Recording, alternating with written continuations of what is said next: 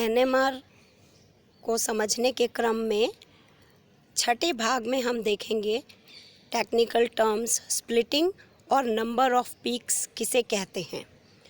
किसी भी NMR signal में जो कई तरह के पीक्स आती हैं उनका स्प्लिट होना डिपेंड करता है कि उसमें एक प्रोटॉन के पास वाले कार्बन पर और किस प्रकार के प्रोटॉन्स उपस्थित हैं। प्रोटॉन्स हम जानते हैं केमिकली इक्विवेलेंट या मैग्नेटिकली इक्विवेलेंट हो सकते हैं, यानी उनका जो वातावरण समान है तो वो समान रूप से व्यवहार करते हैं और वह इक्विवेलेंट प्रोटॉन्स कहलाते हैं। यदि किसी भी कार्बन पर उपस्थित प्रोटॉन्स के लिए जो सिग्नल हमें प्राप्त होता है उसकी स्प्लिटिंग निर्भर करती है कि उसके पास में जो कार्बन एटम है उस पर कितने प्रोटॉन्स हैं। यदि उनकी संख्या n है तो n+1 में वह पीक जो है वो स्प्लिट हो जाएगी, यानी एक सिग्नल जो है वह स्प्लिट होकर 2 या 3 या 4 पीक्स में डिवाइड हो जाएगा। यह इसका जो कारण होता है वह प्रोटॉन और पास वाले प्रोटॉन के जो इंटरैक्शंस हैं उसके कारण यह होता है।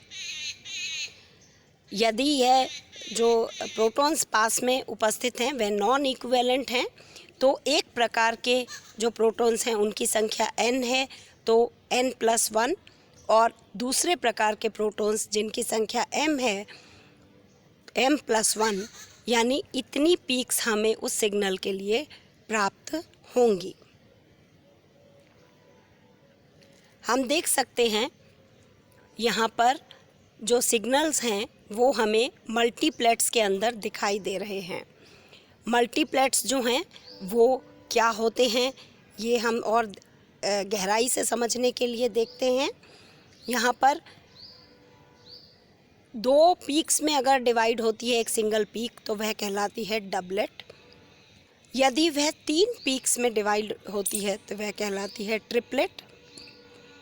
यदि वह 4 पीक्स में डिवाइड होती है तो कहलाती है क्वार्टेट, और यदि वह 5 पीक्स में डिवाइडेड होती है तो कहलाती है क्विंटेट, और यदि वह 6 पीक्स में डिवाइडेड होती है तो कहलाती है सेक्सटेट। और इससे आगे हम कहते हैं कि मल्टीप्लेट्स में विभाजित हो जाती हैं वह पीक। तो इस प्रकार से हम देखते हैं कि एक सिंगल पीक, जैसे मीथेन में जो प्रोटॉन्स हैं उनके लिए हमें 4 प्रोटॉन्स के लिए एक सिंगल पीक मिलती है, जबकि CH3OH के अंदर हमें 2 पीक्स मिलती हैं।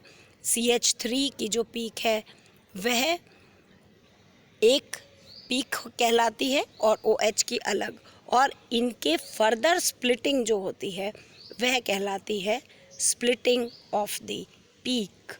तो यह doublet, triplet, quartet, quintet, sextet और मल्टीप्लेट्स में हो सकती है। इसको और विस्तार से हम कई उदाहरणों से समझ सकते हैं, जिस प्रकार हम देखते हैं benzene, cyclobutane, dimethyl ether, cyclohexane, ये जो मॉलिक्यूल्स हैं अगर हम इनकी संरचनाएं बनाएंगे तो हम देखेंगे इसमें सभी प्रकार के प्रोटॉन्स समान हैं, और ये सारे समान प्रोटॉन्स केवल एक पीक देंगे जो किसी भी उसमें स्प्लिट नहीं होगी, उसे हम सिंगलेट कहेंगे।